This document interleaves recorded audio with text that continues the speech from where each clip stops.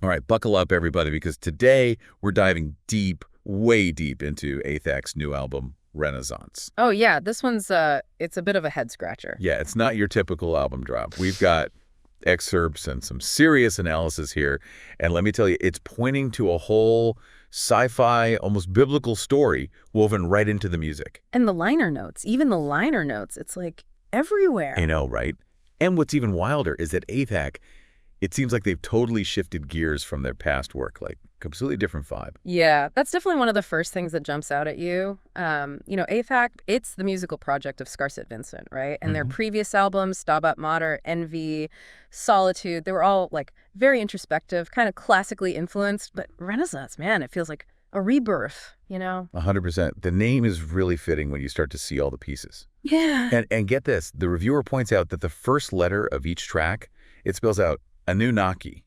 No way. Really? Yeah. Like, come on, that can't just be a coincidence. It's got to be a clue. It's definitely, yeah, like a huge sign pointing us towards something. Exactly. So for anyone who needs a quick refresher, the Anunnaki, they're these powerful deities in ancient Sumerian mythology. Often, they're often depicted as these really advanced beings that came to Earth. And some theories even suggest that they played a role in creating humanity. Oh.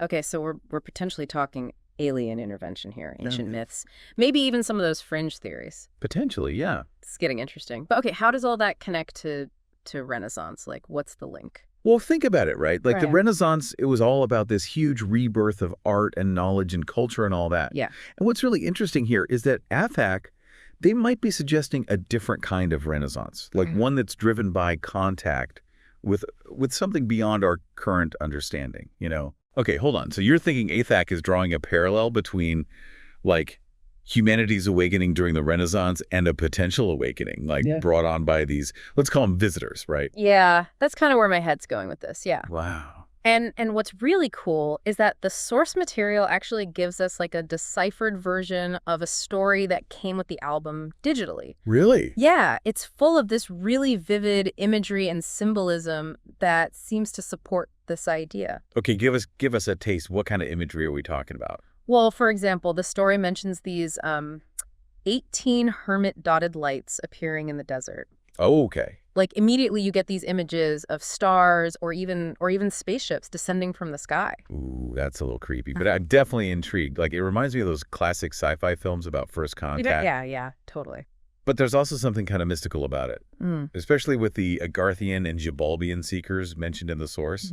Who are those guys? What's the deal with them? Yeah, those are really interesting additions. So Agartha, it's often described as this hidden underground city, right? Inhabited by these advanced beings, almost like a utopia. Like a Shangri-La kind of thing? Exactly. But Xibalba, that's different. It comes from Mayan mythology, and it's a kind of underworld, like a realm of the dead. So we've got these mysterious groups, one associated with hidden knowledge and the other with the afterlife, just chilling out in the desert waiting for these dotted lights. What do you make of that?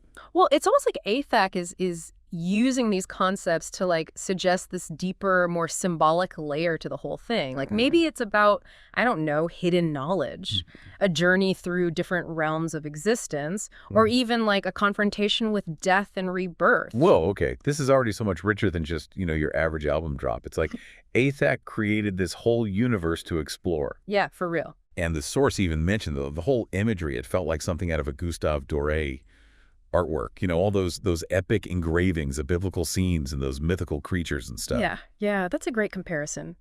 Doré's art, it's all about a dramatic scale, right? It's super intense detail, a sense of the sublime, almost otherworldly. Totally.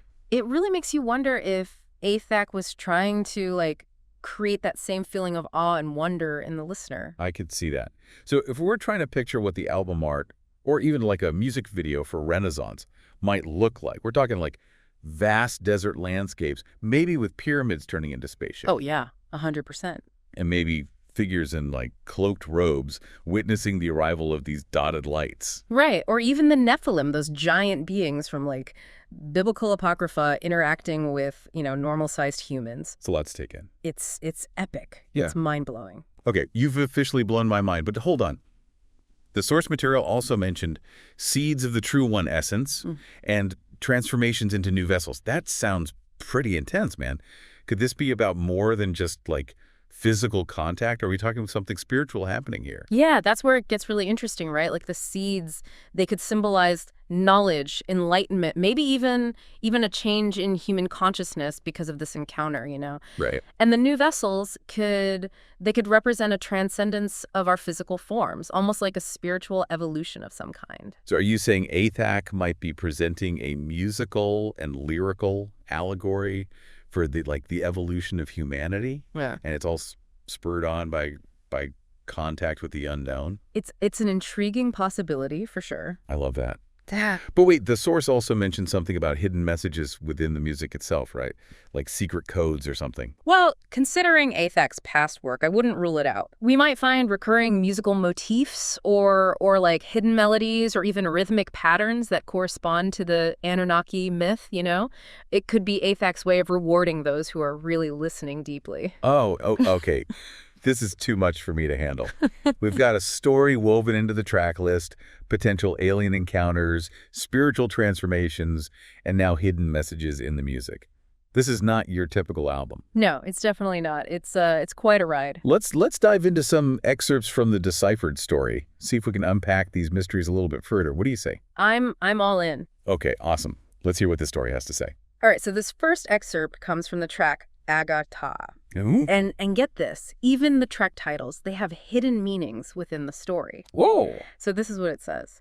I traveled in time and knew all to come. I sat on the burning white sands and manifested the lights.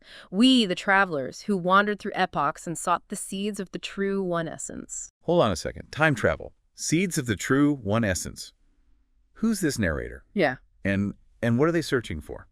That is the question, isn't it? It definitely sounds like we're dealing with someone or something that has a vast understanding of time and a mission to find something very, very important. Right. The seeds, they could be knowledge, enlightenment, or maybe even something more profound, something that we can't even really grasp yet.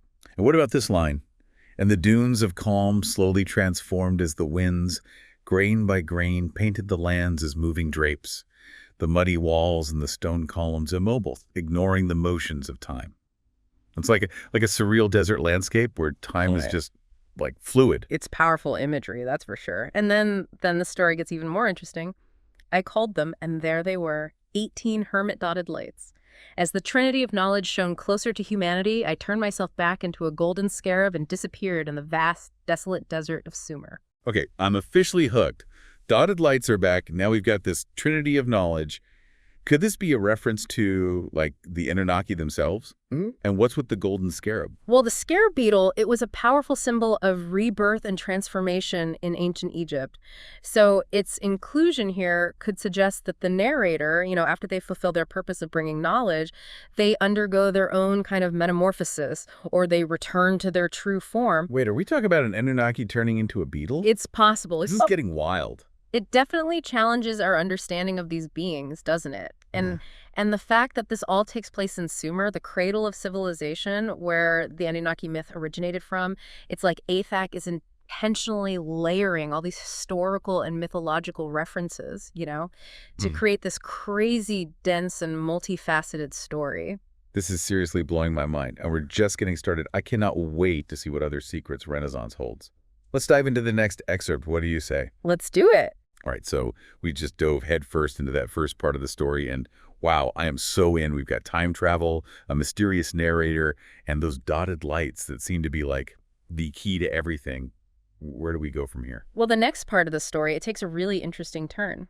This excerpt comes from the track Nedosu, and it says, "Far beyond the visible, on the gray dust of the neighboring moon, they opened the portals, and from the object's hollow core, the spectral lights were raised, the seeding angels ascended onto the ships." Hold on. Did you just say the moon? Are we talking about, like, aliens on the moon now? It's getting pretty sci-fi, right? Yeah. But what's so cool is how ATHAK blends those ancient mythology ideas with these futuristic concepts. Right. Like the seeding angels, you could easily interpret those as the Anunnaki. Yeah. And remember, according to some versions of that myth, they actually came to Earth from another planet.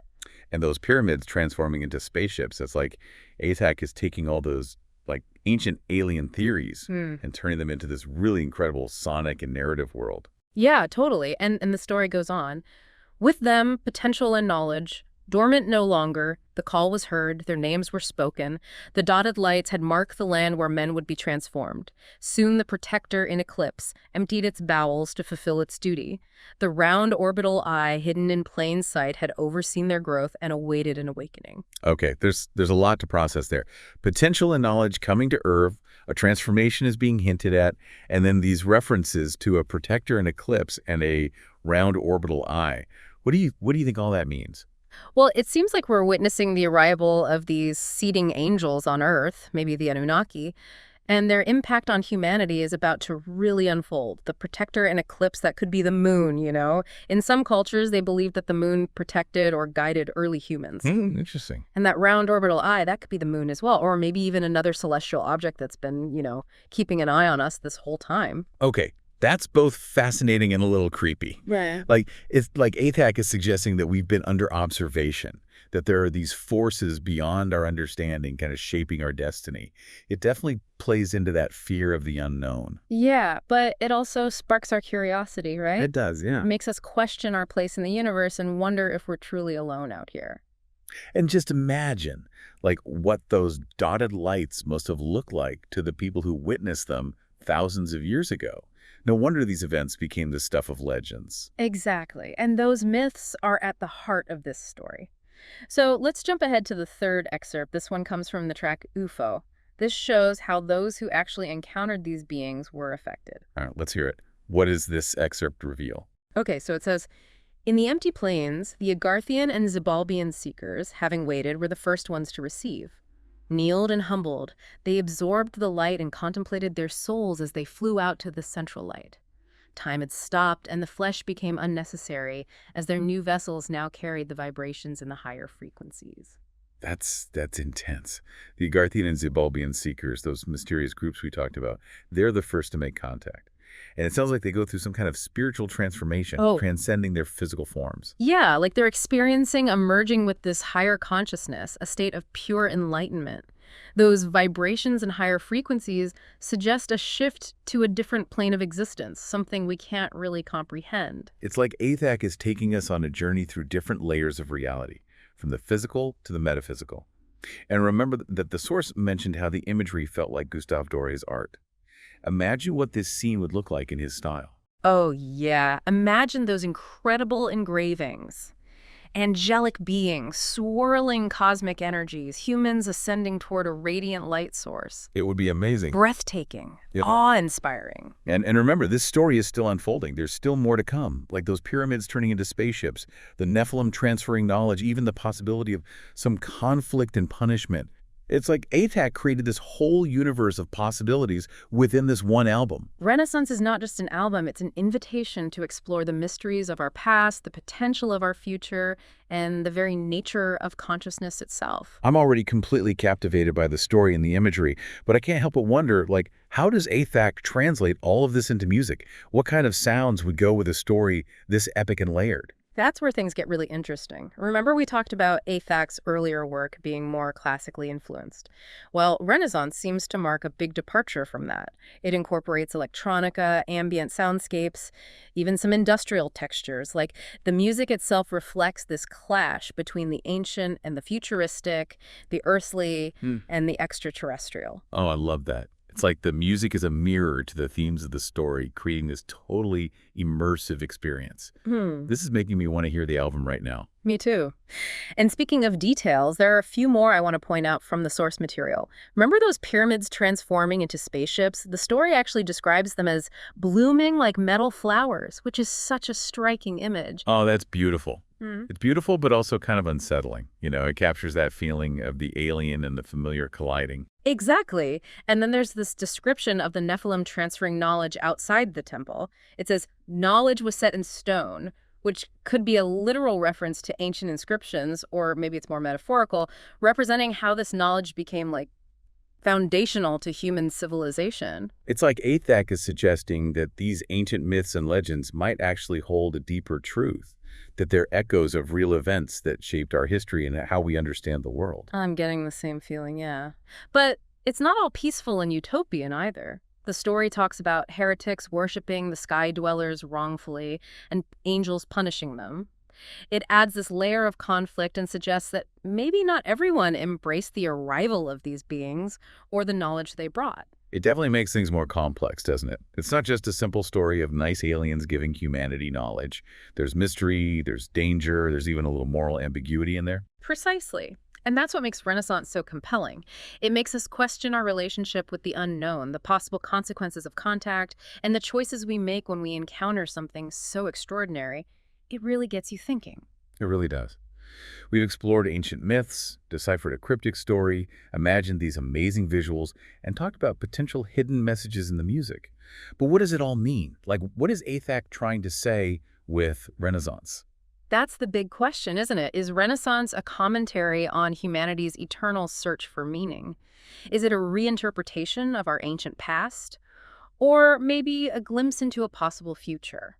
Or it could be a reflection of ATHAK's own, artistic evolution. Remember, this album is so different from their previous work. Maybe Renaissance represents ATHAK's own personal transformation, like a rebirth into something totally new and unexpected. That's a really good point. It's possible that ATHAK is using the Anunnaki myth as a metaphor for their own creative journey. They could be exploring themes of inspiration, change, and the never-ending pursuit of knowledge. This has been such an amazing journey so far.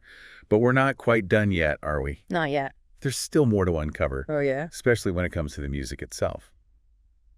What do you say we dive into those hidden messages and try to figure out how ATHAK might have woven them into the sounds of Renaissance? Let's do it. Man, we have been on quite a journey with ATHAK's Renaissance, haven't we? Oh, tell me about it. It's like a cosmic story, these hidden messages, thought-provoking themes. It feels like ATHAK just poured everything into this album. It's a total deep dive, right? Yeah, seriously. Like, we've talked about the story, we talked about the visuals, but what I'm really curious about now is how ATHAK takes all of this stuff we're talking about and translates it into music. Like, what does it sound like? I know, right? Yeah. What kind of soundscape would you imagine for a story about alien encounters and spiritual transformation and ancient mysteries? I mean, it has to be something really unique, you know? Remember, we talked about how ATHAK's earlier stuff was more classically influenced? Well, it seems like Renaissance goes in a very different direction. It's like electronica, ambient soundscapes, maybe even some industrial textures thrown in there. Ooh, that's so cool. Yeah, I know, right? It's like the music itself is reflecting those clashing themes we've been talking about, the ancient and the futuristic, the earthly and the extraterrestrial. Yeah, exactly. And you know, those hidden messages we talked about earlier, they're in there somewhere. Like, maybe ATHAK put in specific musical cues that connect to, like, the Anunnaki myth or other, esoteric ideas, you know? Right. Like, imagine recurring motifs that represent those dotted lights, the seeding angels, even the transformation that humanity goes through. It's all got to be in there somewhere. Oh my God. Now I really wish we could hear the music as we're talking about it. For everyone listening, you absolutely have to check out Renaissance after this. It's seriously an experience you don't want to miss. I completely agree. And as we keep digging into the source material, there are a couple more details I want to point out that I think are really interesting. So remember those pyramids that transform into spaceships? Oh, yeah. Well, the story describes them as blooming like metal flowers. Isn't that crazy? Oh, that's so cool. It's beautiful, but also kind of creepy, you know? I know, right? It really gets at that feeling of the alien and the familiar kind of smashing together. Totally. And then there's the part where the Nephilim are transferring knowledge outside the temple. And the source says that knowledge was set in stone, which could be a literal thing, you know, like referencing actual inscriptions. But it could also be more metaphorical. Like, it could be about how this knowledge became so foundational to human civilization. It's like ATHAK is suggesting that those ancient myths and legends, you know, the ones we often kind of just brush off, might actually have some truth to them. Like, maybe they're echoes of real events that shaped our history and even how we understand the world. You know? It's a really cool thought. It makes you wonder. But, you know, not everything is peaceful and happy-go-lucky in the story. Like, it also talks about these heretics worshiping the sky dwellers wrongfully and then angels punishing them. Oh, right. So it's not like all just sunshine and roses. Yeah, definitely not. It adds this whole layer of conflict, and it suggests that not everyone was on board with the arrival of these beings, or the knowledge that they brought with them. It definitely adds a lot more depth, right? It's not just a simple story about friendly aliens sharing their knowledge with humans. No, not at all. It's got mystery, it's got danger, there's even a bit of moral ambiguity woven into the narrative. Exactly. And that's what makes Renaissance so thought-provoking. It really challenges us to question our relationship with the unknown, the potential consequences of making contact with something else out there, and the choices we make when we encounter something so extraordinary. It's pretty profound. It's seriously deep stuff. So we've gone through the story, we've talked about the symbolism, we've even imagined what those crazy soundscapes must sound like. But the biggest question remains. What is ATHAK trying to tell us with Renaissance? What's the takeaway? That's the thing, isn't it? ATHAK isn't giving us any easy answers. Yeah. They're more interested in making us think. They want us to ponder these big questions about humanity's place in the universe, our search for meaning, our relationship to the unknown. It could also be a reflection of ATHAK's own artistic evolution, right? Yeah. This album is such a departure from their earlier work. Maybe Renaissance is a symbol of ATHAK's own transformation, or rebirth into this new creative phase. That's a great point. It's possible that ATHAK is using the Anunnaki myth as a metaphor for their own creative journey. They're exploring themes of inspiration and change and this never-ending search for knowledge, This deep dive has been so amazing. We've explored these ancient myths, we've decoded a cryptic story, imagined these incredible visuals, and really gotten into the profound themes that run through Renaissance. It's an album that really fires up your imagination. It challenges everything you thought you knew, and it definitely leaves you with more questions than answers. And sometimes those questions are more valuable than any easy answer, ATHAK's Renaissance really reminds us that music can do so much more than just entertain. It can take us to another place, it can challenge us to think differently, and it can inspire us to see the world in totally new ways. So if you're ready for a sonic and intellectual adventure, go experience Renaissance for yourself. Listen carefully, pay attention to all the little details, and see what you discover. Until next time, keep exploring.